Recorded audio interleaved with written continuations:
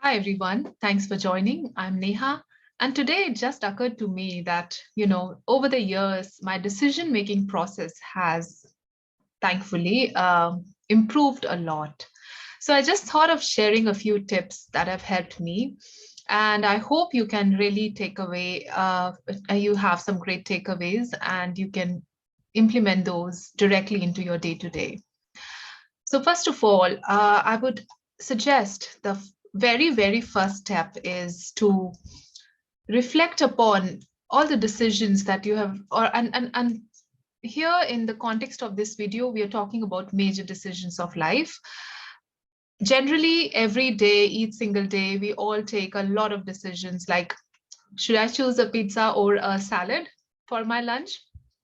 That's pretty much, or should I wear this or that? Should I go by a bus or a train or a cab? A lot of things at every hour of the day that we keep on deciding, whether it be in work or in life, whether it is for ourselves or for our family members or friends. So I would suggest that, the very, very first thing is to reflect on all the past decisions or the major decisions that we have made in our lives and just spend a few minutes thinking about what influenced those decisions or what were the driving factors that actually led you to take those decisions over others. So, you know, um, you can ask a few questions while you are doing this assessment.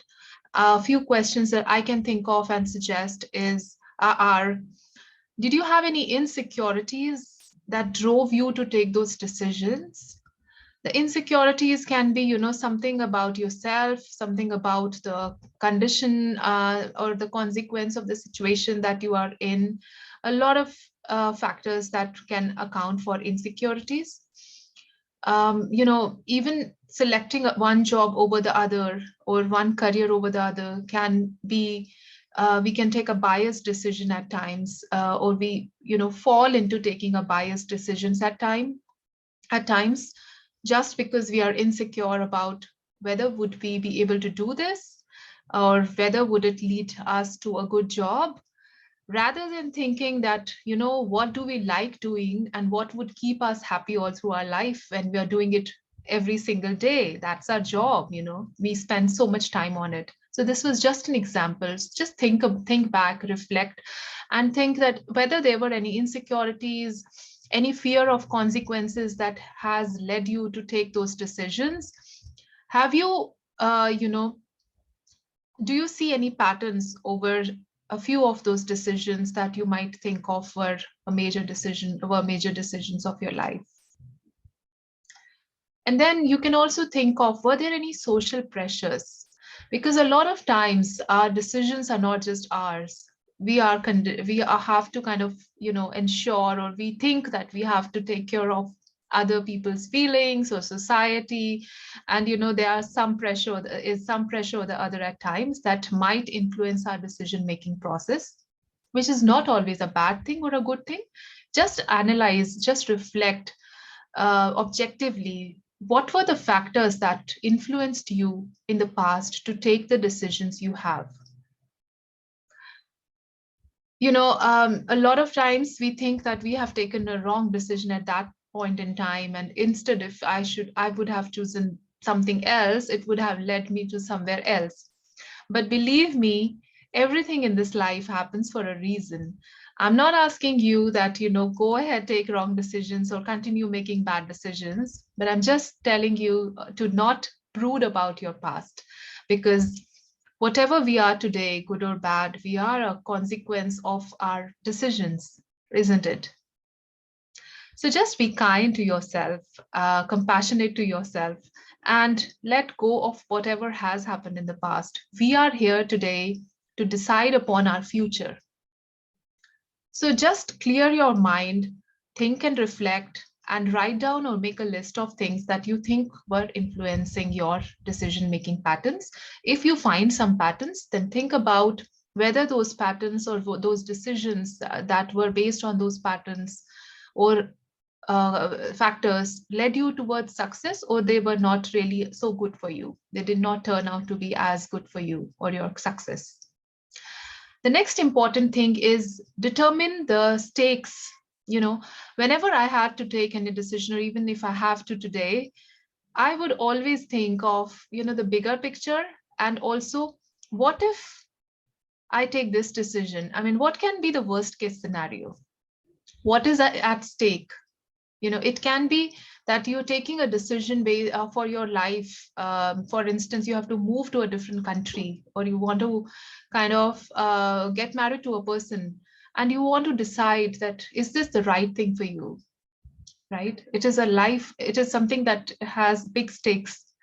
Sometimes you have to kind of, really give time to some decisions like these.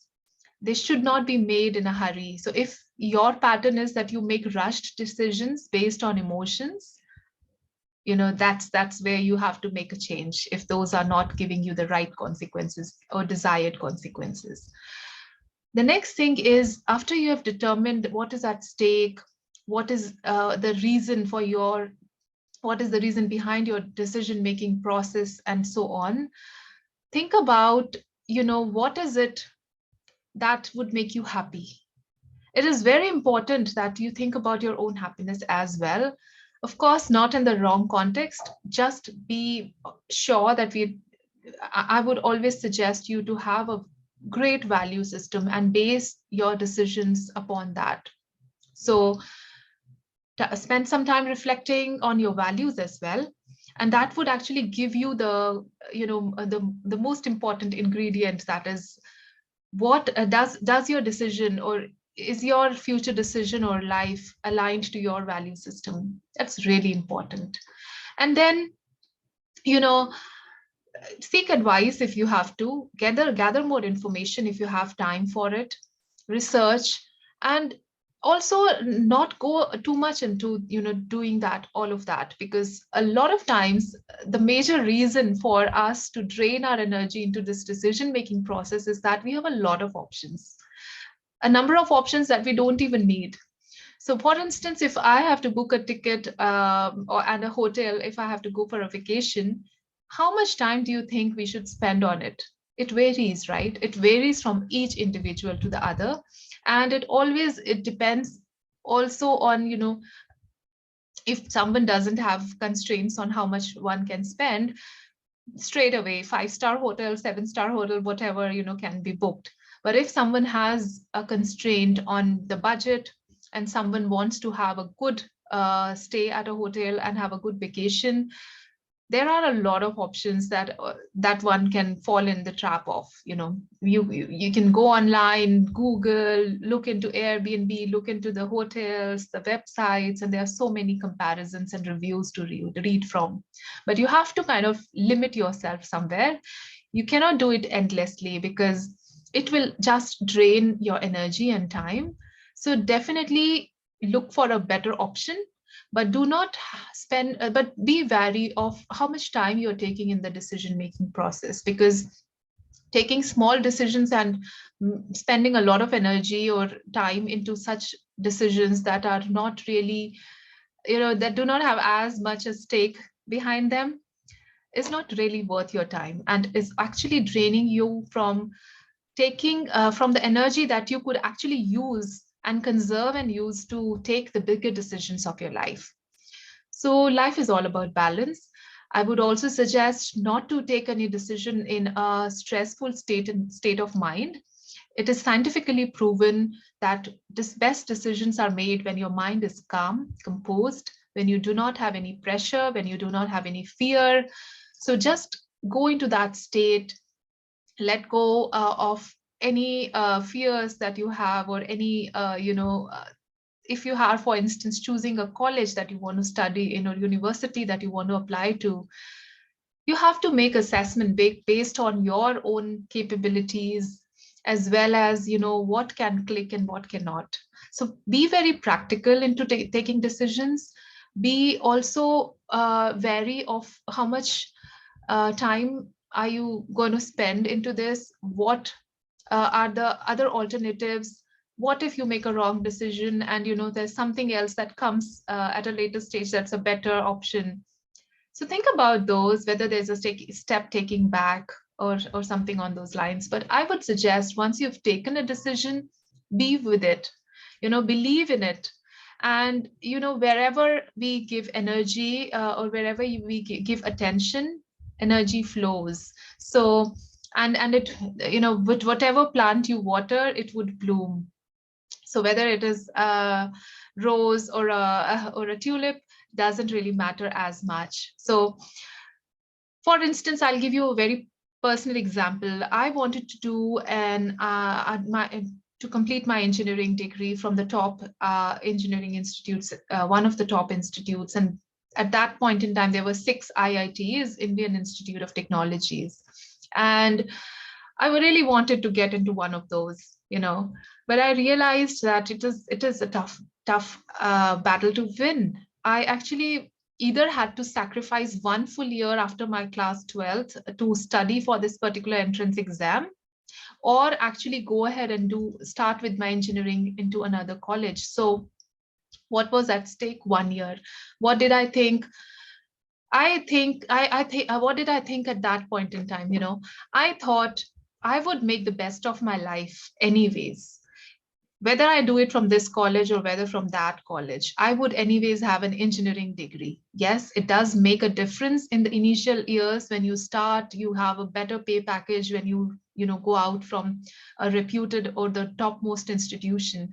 But if or if I had some idea that I do not think that even after this 1 year, I will be able to make it, though I did actually clear the the screening exam, and I might have, just cleared it as well in the future, but I did not want to waste my 1 year.